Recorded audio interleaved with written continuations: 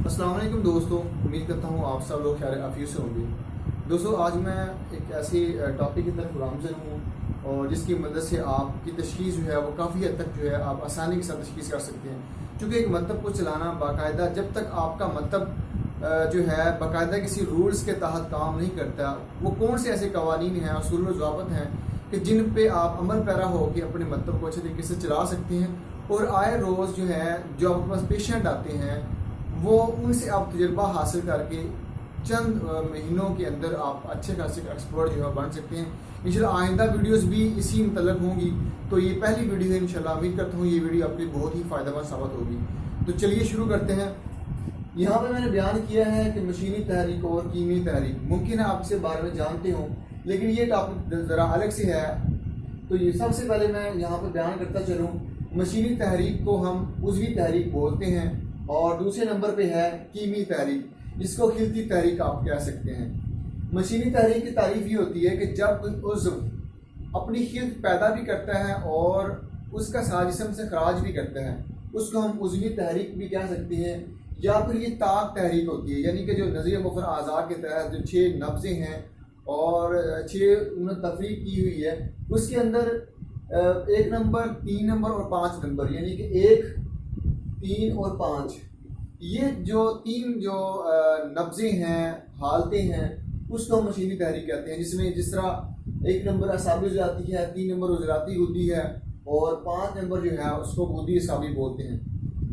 دوسرے نمبر پہ یہ کیمیائی تحریک جو ہے، اس کو ہم جفت تحریک یا خلطی تحریک بھی آپ کہہ سکتے ہیں۔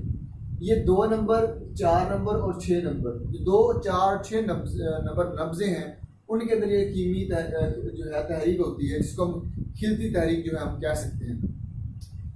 ویورز، اس کے اندر یہ دوسرے نمبر پہ جو ہے جس کو ہم عضلاتی اعصابی بولتے ہیں، 4 غدی عضلاتی اور 6 نمبر کو اعصابی غدی۔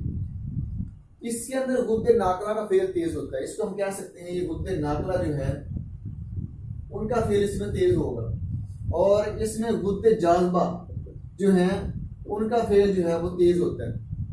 اچھا، تو یہ جو چیز میں آپ کو سمجھا رہا ہوں، یہاں پہ جا رہا ہوں، اس کی میں بات کر رہا ہوں، وہ یہ ہے کہ مشینی تحریک میں اس کو عضوی تحریک، نفسیاتی تحریک اور کیفیاتی، یعنی کہ جب آپ کے پاس کوئی پیشنٹ آتا ہے تو وہ کس حالت میں ہے اور اس کا علاج آپ نے کس طرح سے کرنا ہے، آپ کو دیکھنا ہوتا ہے کہ یہ عضوی تحریک، نفسیاتی تحریک اور کیفیاتی تحریک کا آپ کو پتہ ہونا چاہیے۔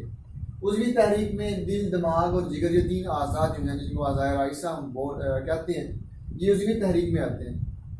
اور دوسرے نمبر نفسیاتی تحریک، اس میں غم، غصہ، ندامت یا جذبات کے حوالے سے بات کی ہے۔ نفسیاتی، بعض مریض عضوی ہوتے ہیں اور بعض مریض جو ہے نفسیاتی ہوتے ہیں۔ اور تیسرے نمبر میں نے بیان کی وہ کیفیاتی ہے، جس میں گرمی، سردی، تری۔ تو سب سے پہلے عضوی تحریک میں دل، دماغ، جگر، یعنی کہ کہاں پہ سوزش ہے، کون سا عضو جو ہے وہ متاثر ہے، آپ نے اس کے مطابق جو ہے اس کا علاج کرنا ہوتا ہے۔ دوسرے نمبر پہ نفسیاتی، بعض مریض جو ہوتے ہیں وہ نفسیاتی ہوتے ہیں، اور آپ نے ان کی نفسیات کو سمجھتے ہوئے آپ نے ان کا علاج کرنا ہوتا ہے۔ جب تک آپ نفسیات کو نہیں سمجھیں گے اس وقت تک اچھا علاج جو ہے آپ نہیں کر سکیں گے۔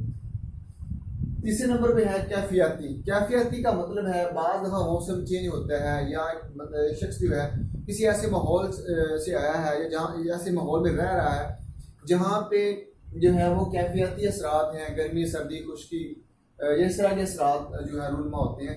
آپ پر دیکھنا ہے یعنی کہ کون سی حالت میں ایک پیشنٹ ہے، آپ نے اس کے مطابق علاج کرنا ہوتا ہے۔ یاد رکھیے یہ سارے کے سارے جو میں نے یہاں پہ بیان کیے ہیں، یہ والے جو امراض ہوں گے جن لوگوں کو ہوتے ہیں وہ زیادہ تر ہوتے ہیں عارضی ہوتے ہیں، یہ جن کو ہماری طب میں ہم حاد امراض کہتے ہیں۔ یہ عارضی ہوتے ہیں اور وقت کے ساتھ جو ہے یہ ان کا جلدی علاج ہو جاتا ہے۔ آپ تھوڑی بہت ان کو دعا دیں تو ان سے انشاءاللہ تو چند دنوں میں جو ہے وہ ٹھیک ہو جاتے ہیں۔ یا پھر وہ کیفیت جو ہے، اگر سردی گرمی کی ہے یا غم، غصہ، دل، دماغ، جگر، جو میں نے پہلے بات کی، اس کے بعد اس کا علاج جو ہے وہ آپ کر سکتے ہیں۔ دوسرے نمبر پہ ہے کیمیائی تحریک۔ کیمیائی تحریک کا مطلب ہے جو خلط جو ہے، یہاں پہ میں لکھا ہوا ہے خلط، یعنی کہ کوئی عضو جو ہے وہ جب اس کی خلط متاثر ہوتی ہے تو خلط کے متاثر ہونے سے خلط میں جو ہے وہ خون، بلغم، سودا، صفرا، یہ خون کی 4 حالتیں ہیں، اور اس میں کون سی خلط جو ہے وہ متاثر ہے اور کس خلط میں جو ہے تعفن پیدا ہوا ہے کہ جس کا آپ نے علاج کرنا ہے. یہ والے جو امراض ہوتے ہیں یعنی کہ جب یہ حالت جو ہے خلط متاثر ہوتی ہے تو یہ امراض جو ہیں یہ مزمن امراض ہوتے ہیں. مزمن امراض کا مطلب ہے جو پیچیدہ ہوتے ہیں اور ان کا علاج جو ہے کافی وقت جو ہے لگتا ہے جب تک آپ وہ اس حالت میں نہیں چلے جاتے, جب تک آپ کافی لمبا علاج کے بعد جو ہے یہ مریض جو ہے وہ ٹھیک ہوتا ہے. لیکن زیادہ تر جو مریض آتے ہیں حاد مزمن امراض کے, وہ آج کل زیادہ مزمن امراض ہیں. آپ نے یہاں پہ ایسی ادویات دینی ہوتی ہیں جس سے خلط جو ہے وہ آہستہ آہستہ وہ والی تحریک جو ہے وہ مکمل ہو یا اس حالت میں پیشنٹ وہ چلا جائے تو اس سے وہ ٹھیک ہو سکتا ہے. اور یہاں پہ آپ نے یہ سابق صاحب نے بڑی اچھے طریقے سے انہوں نے بیان کیا ہے کہ پیشنٹ آپ کے پاس جو آتا ہے اس میں جو ہے وہ دوا جو ہے وہ یہاں پہ نفسیاتی جو پہلو ہے وہ 25% ہے اور دوا جو ہے وہ رول پلے کرتی ہے 25%. باقی جو 50% بچتا ہے وہ غذا ہے. یعنی کہ جب تک آپ غذا کو بہتر نہیں کریں گے اس وقت تک آپ اچھے معالجے بھی ثابت نہیں ہوں گے اور مریض جو ہے وہ کافی وقت لے گا اور اچھے طریقے سے اس کو شفا یابی بھی نہیں ہوگی. تو لہٰذا غذا جو ہے اس کو 50% اس کا رول پلے ہے. جو آپ پیشنٹ کو غذا اگر تجویز کرتے ہیں دوا کے ساتھ وہ بہت جلد جو ہے وہ ٹھیک ہو جاتا ہے. اسی طرح یہ جو غذا ہے آپ نے یہاں پہ جو مزمن امراض ہیں جب تک آپ اس کی غذا کو بہتر نہیں کریں گے اس وقت تک وہ اچھے طریقے سے اس کا علاج جو ہے وہ ناممکن ہی مشکل ضرور ہوگا. جب آپ اس کی غذا کو بہتر کرتے چلے جائیں گے اس سے چونکہ خون جو غذا استعمال کرے گا اس سے ہی باڈی میں جو خون پیدا ہوگا وہ بیسیکلی یہ جو خلط جو ہے وہ پیدا ہوگی خون بلغم سودا صفرا جو خون کی آگے حالتیں ہیں بلغم سودا صفرا وہ جب تک بہتر نہیں ہوگا اس وقت تک جو ہے وہ جسم جو ہے جس طرح اعضاء جو ہے متاثر ہو رہے ہیں وہ اس وقت تک جو ٹھیک نہیں ہوں گے اور مرض جو ہے اس وقت تک نہیں جائے گا. امید کرتا ہوں ویورز دوستو یہ ویڈیو آپ کی بہت ہی فائدہ مند ثابت ہوگی.